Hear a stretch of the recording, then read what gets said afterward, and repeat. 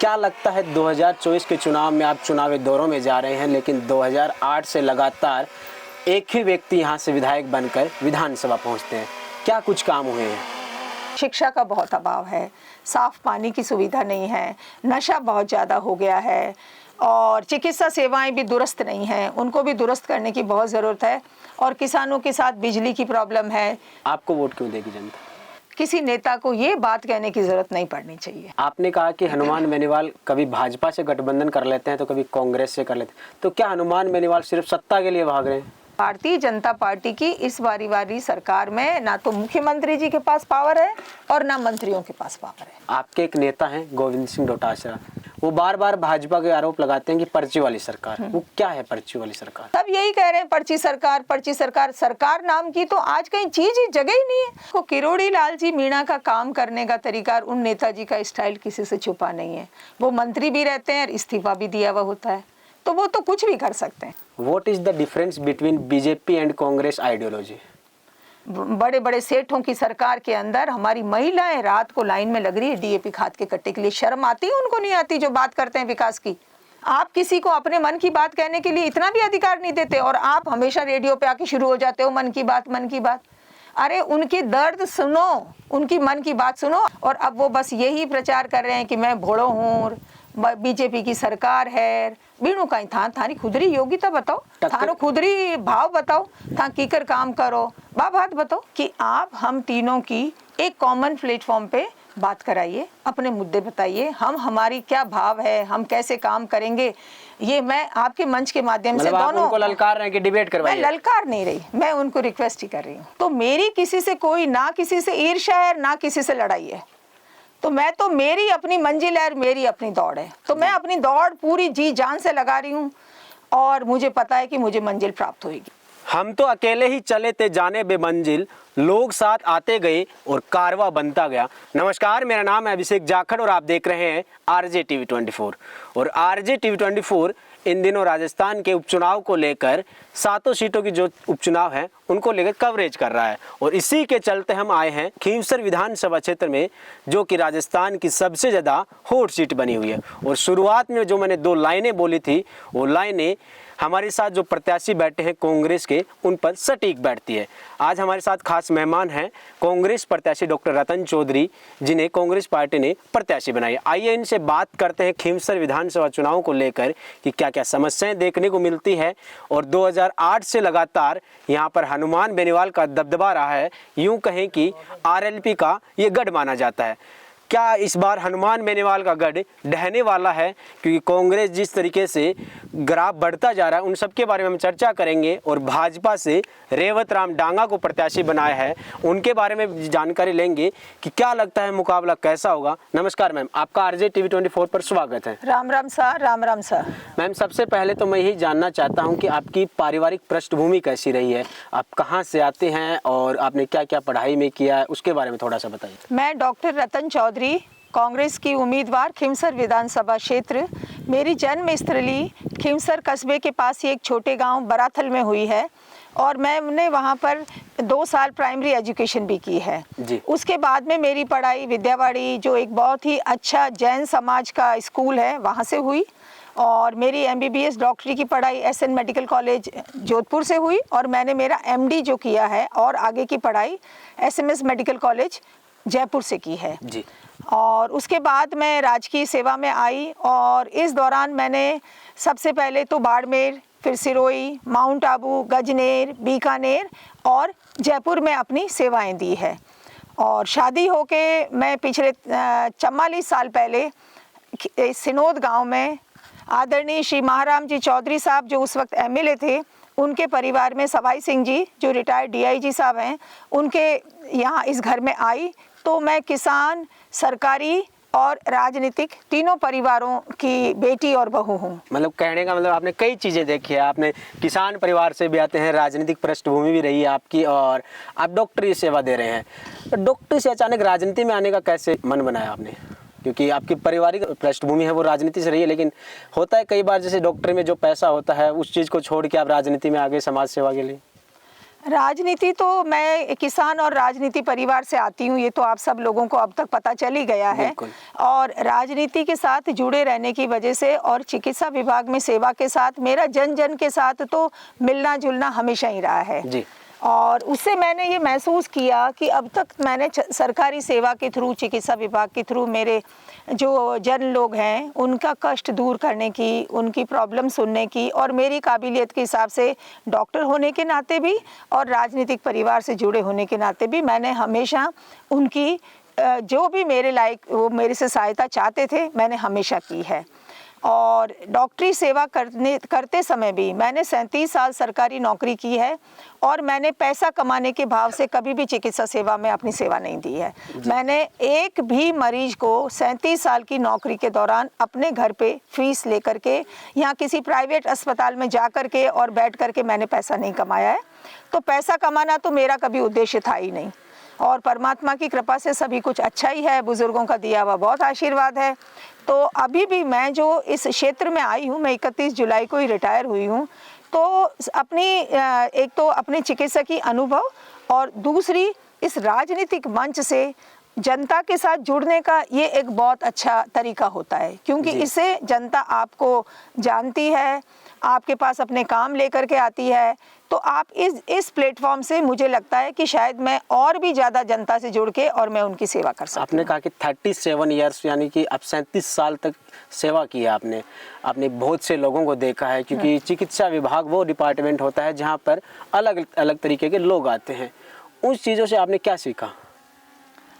मैंने यही सीखा है कि जो आपके पास आता है वो आपसे कोई उम्मीद लेकर के आता है। आपकी जो काबिलियत है, आपका जो पारिवारिक पृष्ठभूमि है, जिसने राजनीति भी है, पुलिस विभाग भी है, चिकित्सा विभाग भी है, तो जो आपके पास कुछ उम्मीद लेकर के आया है तो हमें ज़रूर अपनी काबिलियत से, अपने प्रशासनिक संबंधों से उसकी मदद करनी चाहिए और यही मैं भाव आगे बढ़ाना चाहती हूँ। और इसी के चलते 2024 के उपचुनाव में आपको कांग्रेस पार्टी ने टिकट दे दिया। क्या लगता है 2024 के चुनाव में आप चुनावी दौरों में जा रहे हैं लेकिन 2008 से लगातार एक ही व्यक्ति यहां से विधायक बनकर विधानसभा पहुंचते हैं, क्या कुछ काम हुए हैं? देखो, एक ही व्यक्ति चुनकर जाने का बहुत सारे कारण हैं और जनता को जिस तरीके का ऑप्शन मिलेगा तो वो उसी की तरफ मुड़ेगी। भाई जैसा उनको मौका मिलेगा किसको चुने, तो जो उनके पास था वो बेस्ट उन्होंने चुना होगा। अब मेरा ये है कि मैं 2018 में सवाई सिंह जी ने कांग्रेस से चुनाव लड़ा और उस दौरान भी मैं बहुत से लोगों से मिली, मैंने उनकी जन समस्याएं सुनी और अपने लेवल पे कुछ चिकित्सा विभाग और जहां मैं मदद कर सकती थी मैंने पूरी मदद की। तो अब मैंने ये देखा पिछले इस समय से कि यहाँ पर शिक्षा का बहुत अभाव है, साफ पानी की सुविधा नहीं है, नशा बहुत ज़्यादा हो गया है और चिकित्सा सेवाएं भी दुरुस्त नहीं हैं, उनको भी दुरुस्त करने की बहुत ज़रूरत है। और किसानों के साथ बिजली की प्रॉब्लम है। तो प्रॉब्लम तो बहुत सारी प्रॉब्लम्स हैं जो, और पर ये मेन जो अभी मैंने बोली है ये बहुत बड़ी प्रॉब्लम्स हैं। तो इनको अगर मुझे ये इस मंच के माध्यम से अगर सेवा करने का मौका मिलेगा तो मैं अपनी जनता को, खिमसर के मेरे सब भाई बंधुओं को ये कहना चाहूँगी कि आपको बदलाव महसूस होगा। आपने कहा कि कई समस्याएं देखने को मिलती हैं, तो 2008 से जो हनुमान जी यहाँ से विधायक बने हुए हैं उन्होंने क्या कुछ किया फिर? क्योंकि वो लगातार कहते हैं कि मैंने खींवसर को चमका दिया, चमन कर दिया है, खींवसर की जनता इसीलिए मुझे बार बार विधानसभा भेजती है। क्यों जिताती है फिर वहाँ की जनता?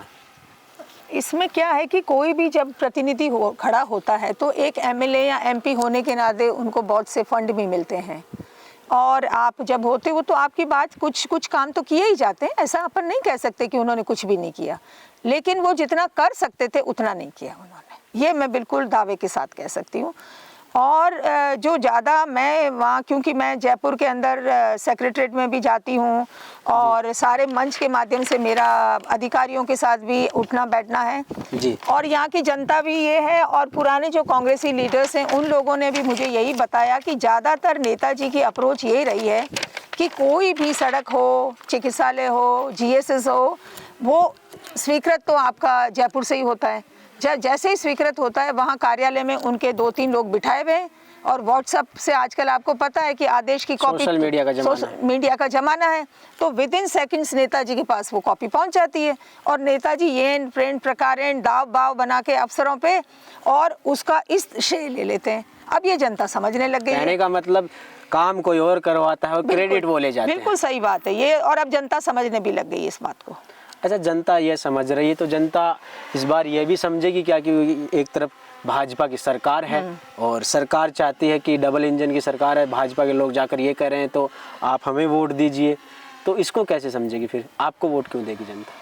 इसके भी कई कारण हैं। सबसे पहले तो अपन बात करते हैं जो भारतीय जनता पार्टी के उम्मीदवार हैं उनके बारे में। वो पिछले 20 साल से आरएलपी से ही जुड़े हुए थे, उन्हीं की रीति नीति पे काम करते थे, वही उनका बात करने का तरीका है, वही उनका काम करने का तरीका है और वो ही उनका जनता को क्या करना है, वो उनके अलग ही रीति नीति, उनकी जन भावना, जन के प्रति जो भावना है वो जनता से कोई छुपी नहीं है, क्योंकि वो पिछले 20 साल से वहीं थे। उसके बाद में उनको भी राजनीतिक पद के लिए उन्होंने अपनी धर्मपत्नी गीता देवी जी को आरएलपी के चुनाव पे ही लड़ाया और आज प्रधान बनाया हुआ है आरएलपी के पद पे ही। तो इसका मतलब है कि उनका तो मन के अंदर तो उनकी बोतल ही है। ठीक बात है।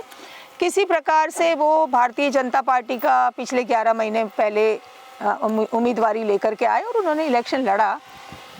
तो उस लड़ने के बाद में भारतीय जनता पार्टी की आप देख रहे हैं 2023 में सरकार भी बन गई।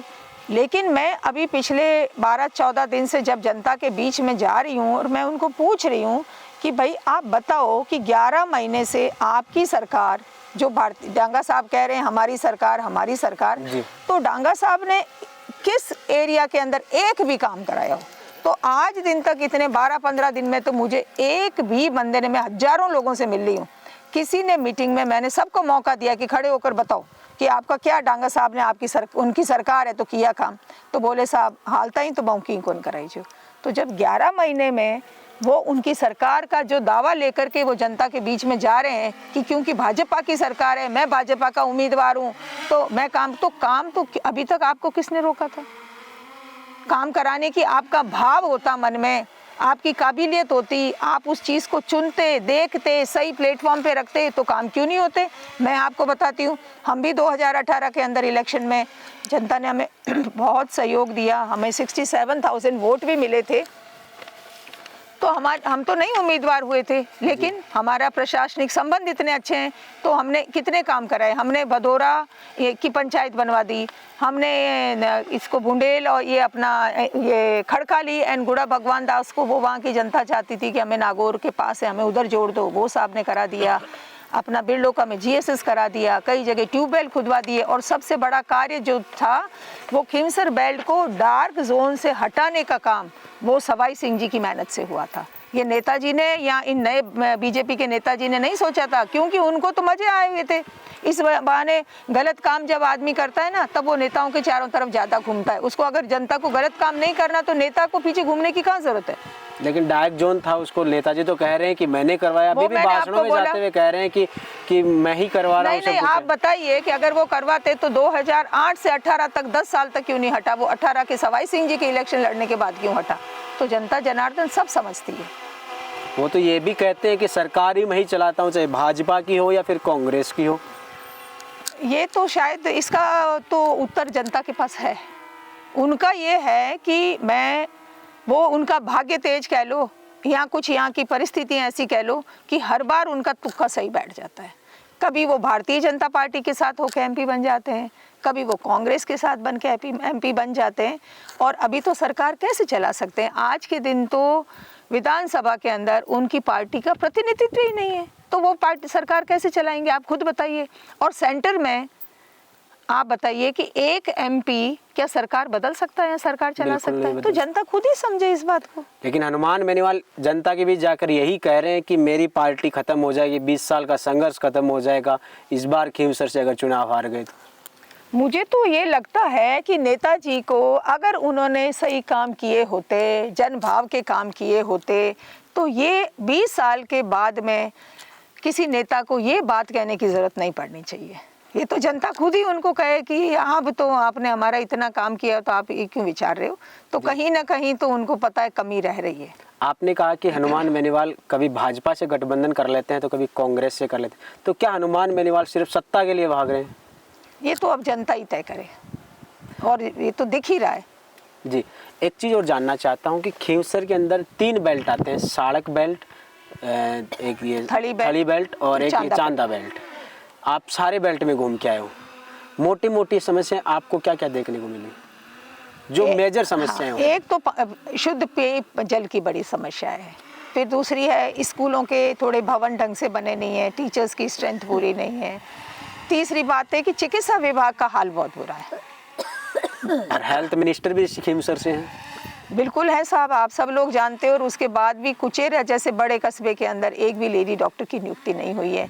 तो फिर 11 महीने से जब आपकी सरकार है और आपके नाक के नीचे ही इतनी बड़ी प्रॉब्लम नहीं सॉल्व हुई, तो ये दिखाई रही है कि इस भारतीय जनता पार्टी की इस बारी वाली सरकार में ना तो मुख्यमंत्री जी के पास पावर है और ना मंत्रियों के पास पावर है काम कराने की। आपके एक नेता हैं गोविंद सिंह डोटासरा, वो बार बार भाजपा के आरोप लगाते हैं कि पर्ची वाली सरकार। वो क्या है पर्ची वाली सरकार? ये तो सभी को पता है कि 2023 के इलेक्शन के बाद में भारतीय जनता पार्टी के ज़्यादा कैंडिडेट्स आए और मुख्यमंत्री का चयन एक लोकतंत्र में सभी विधायक मिलकर के करते हैं, लेकिन बीजेपी में मुझे लोकतंत्र दिख नहीं रहा है।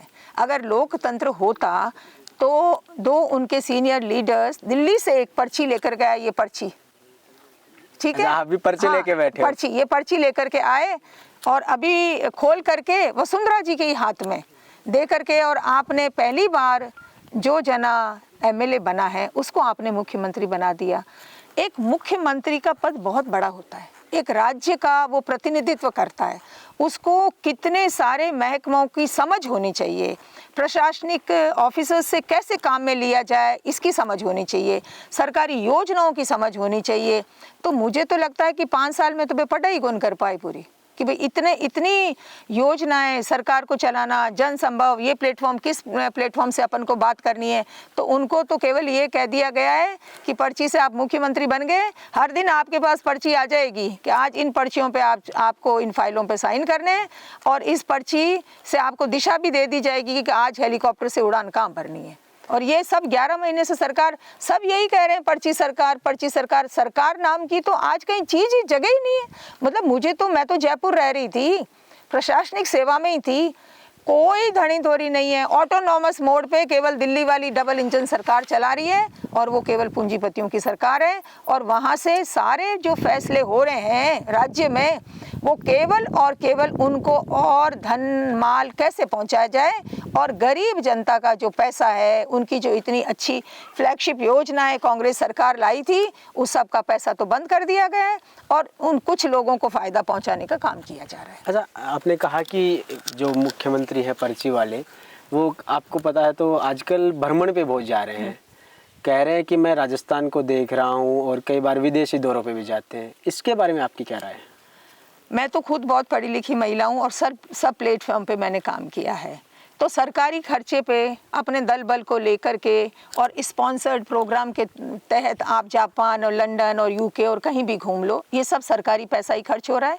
आप सूट बूट पहन के और 2 लोगों से हाथ मिला लेते हो, इस तरीके से योजनाएं नहीं आती है।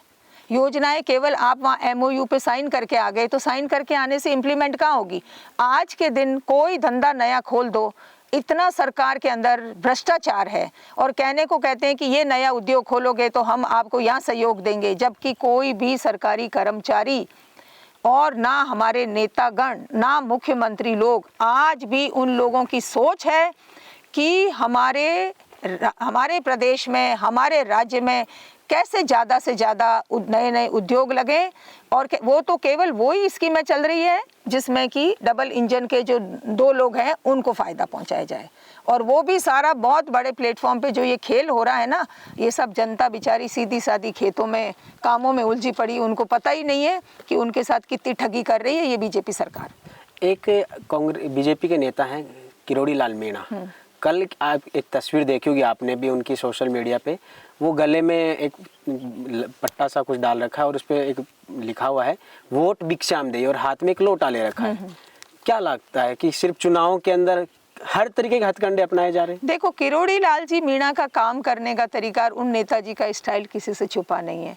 वो मंत्री भी रहते हैं और इस्तीफा भी दिया हुआ होता है, तो वो तो कुछ भी कर सकते हैं। जनता अब सब समझने लग गई है इन लोगों को कि भैया उन्होंने कुछ खूब इन लोगों ने जनता को बेवकूफ़ बनाया, पर अब जनता समझ गई है। What is the difference between BJP and Congress ideology? सारा ही डिफरेंस है, आप देख लीजिए। भारतीय जनता पार्टी तो पूंजीपतियों की सरकार है, शहरों में बैठे हुए लोगों की सरकार है, धनाढ्य लोगों की सरकार है, और केवल झूठ फैला के और आपस में लड़ाई करने की बात करती है। कल ही मैं देख रही थी मंच पे कि जो भारतीय जनता पार्टी की जो चुनावी सभाएं चल रही थी, मंच तो 1 किलोमीटर का लगाया हुआ था, लेकिन वो एक दूसरे का परिचय देकर के एक दूसरे की तारीफ कर रहे थे। उनके पास एक सिंगल योजना या कोई बीजेपी का ऐसा कार्य नहीं किया हुआ था कि जो मुद्दा वो सब लोग बोले। और हमारे कांग्रेस का जो मंच था उसमें इतनी फ्लैगशिप योजना है। भाई, कांग्रेस ने आज़ाद होने से आज तक क्या किया, मतलब लिस्ट ही खत्म नहीं हो रही थी कि हमने इतना काम किया है। मतलब हम तो ये कह रहे थे कि परिचय देने की जरूरत नहीं, कांग्रेस खुद ही अपना इतना बड़ा परिचय है कि, और वो परिचय की और अपने अच्छे कार्यों की बताने, जनता तो खुद ही बोल रही है। भाटो फेंको जट ही कहे कि आ तुम्हारी कांग्रेस है, जगह कारण मैं आज खेत में बैठा, मानी जमीन बोवा, हाँ माने वोट को अधिकार दियो है, माने हित की बात करे, नहीं तो आज किसान बुआई का दिन है। ठीक बात है ना। और डीएपी खाद नहीं मिल रही। खाद के लिए इस बीजेपी सरकार के अंदर, बड़े बड़े सेठों की सरकार के अंदर हमारी महिलाएं रात को लाइन में लग रही है डीएपी खाद के कट्टे के लिए। शर्म आती है उनको? नहीं आती, जो बात करते हैं विकास की। और उसके साथ भी, उस कट्टे के साथ में 2 और कट्टे जबरदस्ती दे रहे हैं हमको। वो तो उनका पैसा कहाँ जा रहा है? उन्हीं लोगों के पास जा रहा है। तो तुम तो इधर भी इंजेक्शन मार रहे हो और इधर भी इंजेक्शन मार रहे हो। अरे इतना कितना मारोगे भाई? कहने का मतलब डबल इंजेक्शन की सरकार। डबल इंजेक्शन है, बिल्कुल टोटली डबल इंजेक्शन। इनका कोई भाव नहीं है बेचारे आम किसान, SC ST गरीब और इनके लिए। इनको केवल और केवल बेवकूफ बनाना, आपस में लड़ाना और मोटी मोटी खुद की मन की बात करना। अरे भाई, आके थोड़ी हमारी भी तो मन की बात सुनो, हमारे किसान परिवारों की मन की बात सुनो। आपने देखा नहीं था जो अभी पीछे किस MSP जो इन्होंने रातों रात बिना किसी की राय से लगा दिया था, और बेचारी हमारे किसान परिवार कितने महीनों तक सड़कों पे बरसात के नीचे रहे, और इन्होंने कीलें ठुकवा दी राजस्थान में, वहाँ बॉर्डर के ऊपर दिल्ली में। शर्म आनी चाहिए, ये लोकतंत्र है। आप किसी को अपने मन की बात कहने के लिए इतना भी अधिकार नहीं देते, और आप हमेशा रेडियो पे आके शुरू हो जाते हो मन की बात, मन की बात। अरे उनकी दर्द सुनो, उनकी मन की बात सुनो। अगर सुन लेते ना तो इस बार 240 नहीं आते। जनता ने आपको वापस आईना दिखाया है कि भाई थोड़ा डब्बो। हम भी इंसान हैं, हम भी भारत के वासी हैं, हम भी चाहते हैं कि हमारा देश की अखंडता रहे, हमारा देश सबसे ऊपर रहे। लेकिन जो उनका तरीका है वो जनता को बिल्कुल पसंद नहीं आ रहा, और किसान और गरीब और पीड़ित और अल्पसंख्यक को बिल्कुल भी पसंद नहीं आ रहा है। आपने कहा कांग्रेस की आइडियोलॉजी किसानों की रही है, आपका क्या विजन है? खींवसर की जनता जानना चाहती है। अगर आपको वोट दें तो क्यों दें? मुझे वोट इसलिए दें कि मैं स्वयं पिछले 37 साल से जब सेवा भाव में रही हूँ, और उन्होंने मेरा काम करने का तरीका, मेरा जन सेवा से जुड़ने का तरीका, मेरे परिवार का, रिटायर्ड DIG साहब पुलिस में जो रहे हैं, उन्होंने जो युवा लोगों को मार्गदर्शन दिखाकर और अलग अलग राजकीय सेवाओं में किस तरीके से पढ़ना है बच्चों, कब फॉर्म भरना है, क्या दौड़ करनी है। और मेरे ससुर साहब, मैं अब इस एरिया में जाती हूँ तो कुछ जो एरिया है वहाँ के, वो पहले नागौर विधानसभा में आते थे परिसीमन से पहले। तो वहाँ वह जगह बूढ़ा बडेरा है, वह कहे भाई जी स्कूल मैराम जी MLA आजद बनाई, ओ मारो पानी को बंदोबस्त मैराम जी MLA साहब आजद कराई। तो जरा भाई मारा ससुर जी तो बहुत साल पहला MLA यार, मारा ही गिणाउन वाली बात है। जरा अब नूड़ा MLA MP रियूड़ा बांक 20 साल में की कराई को नहीं, एक जनों को बोले कि भाई माँ के नेताजी स्कूल कराई। तो फिर इनकी सभाओं में इतनी भीड़ कैसे आ रही है? जो 2008 में उन्होंने पार्टी बना ली, इतना कॉन्फिडेंस कैसे आ? भाई बात यह है कि इस एरिया को परिसीमन के बाद में कांग्रेस परिवार ने थोड़ा सा खुला छोड़ दिया, मैदान को खाली छोड़ दिया। ऑब्वियसली जब आप मैदान खाली छोड़ोगे तो कोई ना कोई तो नया आएगा, और जनता भी क्या करे, उनको जो दिखेगा उसके साथ जुड़ेंगे, उनको भी ऑप्शन चाहिए। तो इस बार जनता को नया बहुत अच्छा ऑप्शन मिला है तो जरूर जुड़ेंगे, मुझे तो पूरा विश्वास है। और नारी शक्ति तो गजब का रेस्पॉन्स दे रही, कह रही भाई जी अब के मैं तो देवा कि देवा, इतना सालन था तो मांग धनी कहता जट में खटको दबाता, पर अब के मैं कहवा जट खटको दबाई। लेकिन आपका बोलने का अंदाज निराला है, जनता के बीच जा रहे हैं, मारवाड़ी देसी ठेठ भाषा में बोल रहे हैं। तो आई तो कहूँ कि थारे दुजुड़ा उम्मीदवार मारवाड़ी हूँ, अंग्रेजी बोल दी, मैं तो अंग्रेजी भी बोल दूँ, भले इंटरनेशनल अमेरिका बुलानी है, भले यूके बुलानी है और भले ही अट विधानसभा में बुलानी है, तो ये डिफरेंस है, जनता समझ रही है। कांग्रेस ने आपको उम्मीदवार बनाया है, आरएलपी से हनुमान बेनीवाल की पत्नी कनिका बेनीवाल मैदान में है, रेवंत राम डांगा है जो भाजपा से प्रत्याशी हैं। इन दोनों के बारे में आपकी क्या राय है?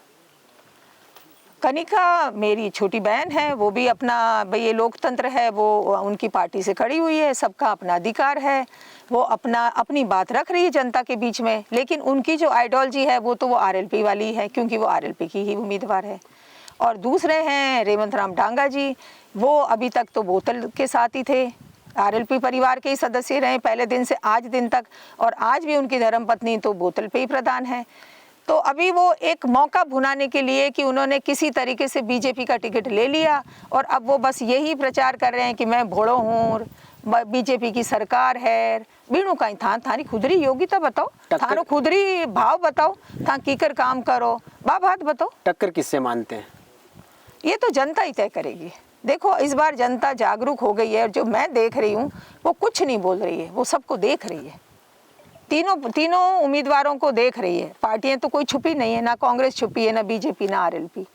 अब वो तीनों को तोल मोल रही है, उनके बात देख रही है कि किसको किस तरीके से हमें कांग्रेस पार्टी के साथ जुड़ना ज़्यादा अच्छा है, क्योंकि वो हमारी पार्टी है और हमारा उम्मीदवार इतना पढ़ा लिखा, हमारी बेटी, हमारी बहू जब आई है तो मुझे तो पूरा विश्वास है कि हर दिन हमारा आधार बढ़ रहा है। आपकी सोशल मीडिया पे एक कैंपेनिंग चल रही, खीमसर की बेटी, क्या है वो खीमसर की बेटी? मैं खीमसर के पास ही गांव है ना बराथल, वहीं की बेटी हूँ ना, तो इसलिए वो खीमसर की बेटी कह रहे हैं, क्योंकि मैं यही इसी तो विधानसभा क्षेत्र की मैं बेटी हूँ।